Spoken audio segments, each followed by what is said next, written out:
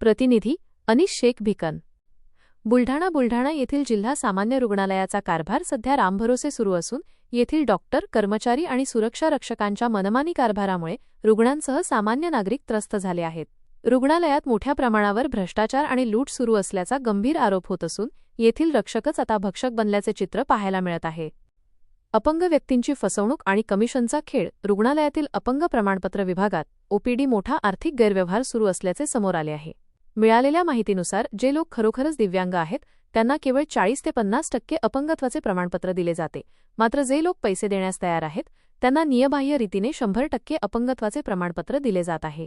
या संपूर्ण प्रक्रियेत डॉक्टर आणि कर्मचाऱ्यांचे मोठे कमिशन ठरलेले असून गरिबांच्या हक्कावर डल्ला मारला जात आहे।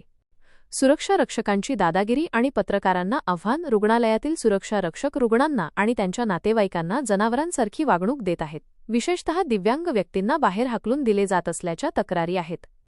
जेव्हा पत्रकार या प्रकाराबाबत जाब विचारण्यासाठी गेले तेव्हा या कर्मचाऱ्यांनी अत्यंत उद्धटपणे उत्तरे दिली। तुम्ही जिल्हाधिकारी असा किंवा जिल्हा पोलीस अधीक्षक असा, आम्हाला कोणाचाही फरक पडत नाही। तुम्हाला हवा तसा व्हिडिओ बनवा आणि कोणालाही दाखवा, आमचे कोणीही काहीही बिघडू शकत नाही, अशा शब्दांत त्यांनी प्रशासकीय यंत्रणेला खुले आव्हान दिले आहे। आरोग्य सुविधांचा अभाव आणि यंत्रसामग्री धुळखात। रुग्णालयात केस पेपरसाठी 20 रुपये घेतले जातात, मात्र त्या बदल्यात रुग्णांना कोणत्याही सोयीसुविधा दिल्या जात नाहीत। विशेष म्हणजे कोट्यवधी रुपये खर्च करून आणलेली एमआरआय मशीन गेल्या 1 वर्षापासून बंद अवस्थेत आहे। या गंभीर विषयावर जिल्हा शल्यचिकित्सक सीएस काहीही बोलण्यास तयार नाहीत।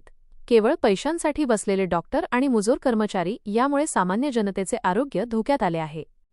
निलंबनाची आणि कडक कारवाईची मागणी। बुलढाणा शहराला कलंक लावणाऱ्या या भ्रष्ट डॉक्टर, कर्मचारी आणि सुरक्षा रक्षकांना तातडीने निलंबित करावे, अशी आग्रही मागणी आता बुलढाणा जिल्ह्यातील जनतेकडून केली जात आहे।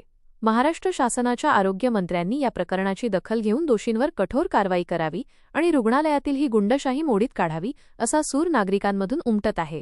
आता प्रशासन या मुजोर कर्मचाऱ्यांना लगाम लावणार की त्यांच्या भ्रष्टाचाराला पाठीशी घालणार, याकडे सर्वांचे लक्ष लागले आहे। तुम्हारे जो बहू है उनका नाम क्या है? अफसाना परवीन। तो उनको पूरे 100% होने के बाद में भी 59% दिए थे। हाँ, और वो उनको 100% होना तो उनको 59% दिए। हाँ, और जो दूसरे चल रहे फिर रहे उनको 100% दिए। हाँ, उसको 100% है, बहुत सब। जो खास है मेन है उनको 59 दीजिए। तो ये तुम्हारे साथ में अन्याय हो रहा फिर तो।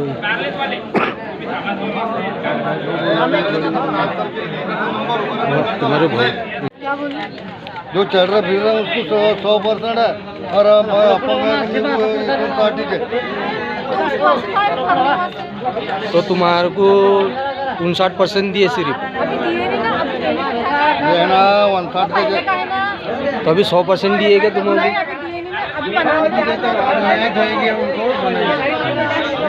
आगे सर।